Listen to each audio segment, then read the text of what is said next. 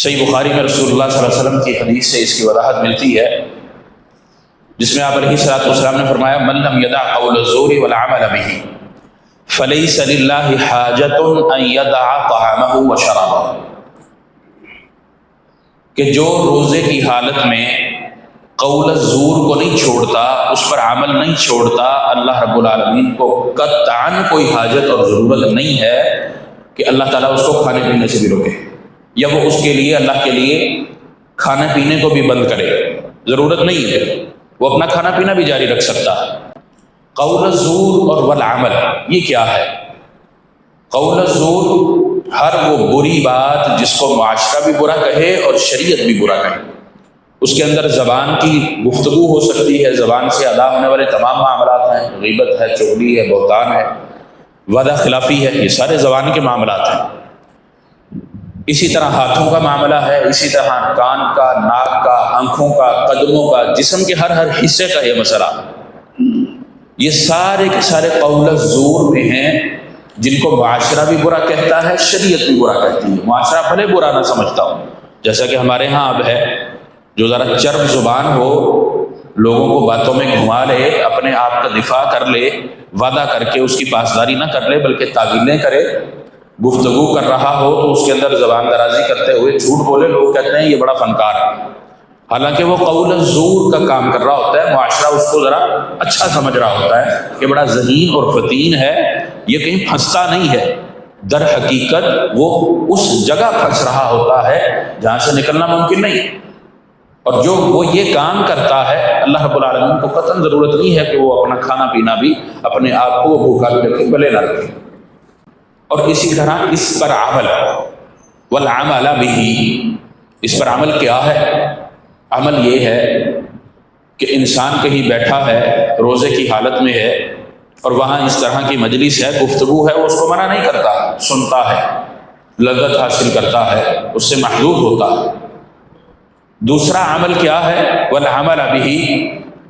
کہ انسان ان معاملات کے اندر اپنے آپ کو ملوث رکھتا ہے جہاں یہ ساری کی ساری چیزیں ہوتی ہیں، وہ ان چیزوں سے اپنے آپ کو بچاتا نہیں ہے، ان چیزوں کو اوائڈ نہیں کرتا، ان چیزوں کو منع نہیں کرتا، ان سے اپنے آپ کو دور نہیں رکھتا، اللہ رب العالمین کا اس کا پھر روزہ بھی نہیں ہے، بھلے کھاتا پیتا بھی رہے، اس کے روزے کی قطعاً کوئی حاجت اور ضرورت اللہ کو نہیں۔ اس سے یہ بات سمجھ آتی ہے کہ صوم ہر چیز سے رکنے کا نام ہے، عبادات بندے نے کرنی ہے، نمازوں کا اہتمام کرنا ہے، روزے کی حالت میں اللہ کا ذکر اذکار کرنا ہے، اور ہر وہ چیز چھوڑ دینی ہے جو بری ہے، جو برائی کی جڑ ہے یا برائی کی طرف انسان کو لے کر جاتی ہے۔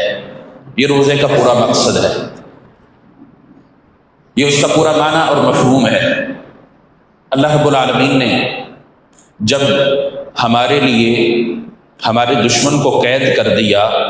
جہنم کے وہ معاملات نہیں ہیں جو رمضان المبارک کے علاوہ باقی دنوں میں، باقی مہینوں میں ہوتے ہیں، تو پھر ہمیں اس پر عمل کرنے میں تو آسانی ہونا چاہیے، ہمیں عبادات میں تو بڑھ چڑھ کر حصہ لینا چاہیے، ہمیں اپنی گفتگو کے اندر محتاط ہونا چاہیے، اپنی زبان کا استعمال درست کرنا چاہیے، اپنے اعضاء کا استعمال وہاں کرنا چاہیے جہاں اللہ کی عبادت ہو، اس کی اطاعت ہو، اس کی فرما برداری ہو، کیونکہ سہولت ہے۔ اللہ رب العالمین نے ہمارے لیے میدان کھلا چھوڑ دیا، مقابلے میں نہیں، ابلیس لعین بند ہے، اس کو قید کر دیا گیا، جب تک کہ عید کا چاند نہیں نظر آتا، رمضان کا چاند نظر آنے سے لے کر عید کا چاند نظر آنے تک وہ قید ہے۔ اب ہمارا دشمن قید ہے تو اس کا مطلب تو یہ ہوا کہ ہم اللہ رب العالمین کی اطاعت اور فرما برداری میں بڑھ چڑھ کر حصہ لیں، اپنے معاملات کا جائزہ لیں، اس کا حساب کریں، اس کو چیک کریں، اس پر نظر رکھیں کہ کیا کر رہے ہیں، کیا کرنا چاہیے اور کیا کرتے۔ ان تینوں چیزوں کو دیکھیں، اللہ رب العالمین اس میں آسانیاں بندے کے لیے پیدا کر دیتا ہے، اور اس کے روزے کے اندر، اس کے صوم سیام کے اندر اللہ لذت پیدا کر دیتا ہے، وہ حقیقی لذت جو اللہ رب العالمین نے محمد عربی صلی اللہ علیہ وسلم کی زبان مبارک سے ہمیں بتلائی ہے کہ اللہ رب العالمین خوشی محسوس کرتا ہے، خوش ہوتا ہے اس وقت جب بندہ افطار کرتا ہے، اپنے رب سے دعا کرتا ہے، اللہ دعا سنتا ہے۔ اللہ رب العالمین کو بندے کے منہ کی وہ اسمیل جو اس کے خالی معدہ رہنے کی وجہ سے نکلتی ہے، اللہ کو مشک سے زیادہ پسند، اس سے زیادہ محبوب ہے ہمیں کراہت محسوس ہوتی ہے، خالی معدہ رہنے کی وجہ سے خاص اسمیل منہ سے آتی ہے، اللہ کو بڑی پسند ہے، افطار کے وقت وہ آتی ہے۔ پھر اللہ رب العالمین نے محمد عربی صلی اللہ علیہ وسلم کے ذریعے کہا کہ الصوم جنۃ،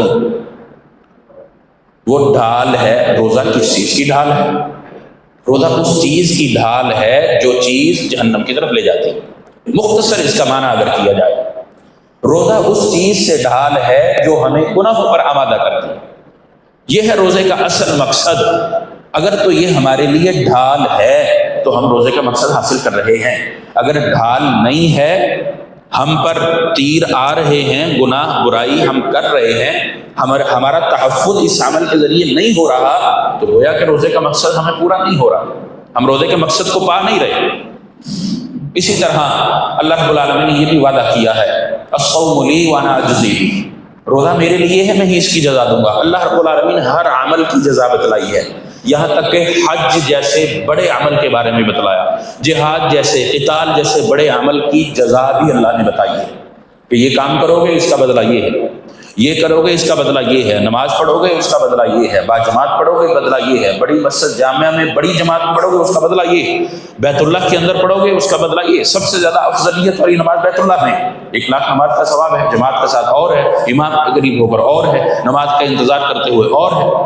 اللہ رب العالمین نے ہر چیز بتائی۔ صرف روزہ ایسی عبادت ہے جس کے بارے میں محمد عربی صلی اللہ علیہ وسلم کی زبان مبارک سے اللہ نے کہا الصوم لی وانا اجزی بہ، روزہ میرے لیے ہے، میں ہی اس کی جزا دوں گا۔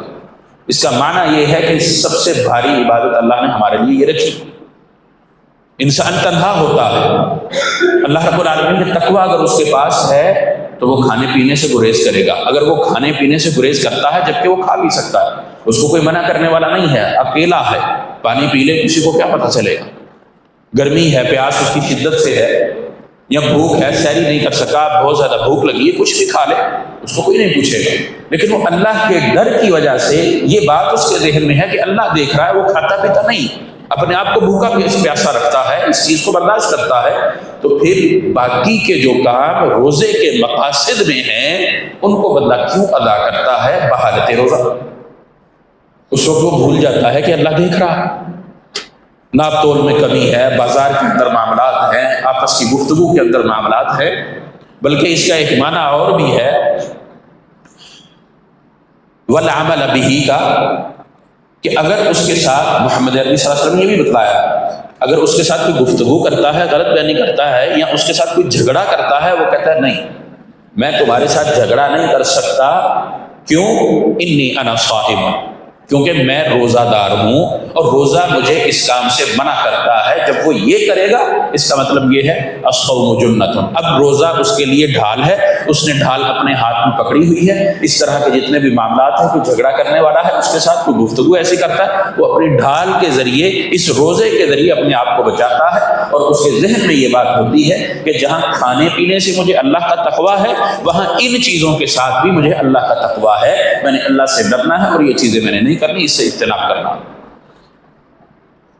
یہ اس کا مقصد ہے، تقویٰ اختیار کرنا، اس کا معنی ہے، اس کا مفہوم۔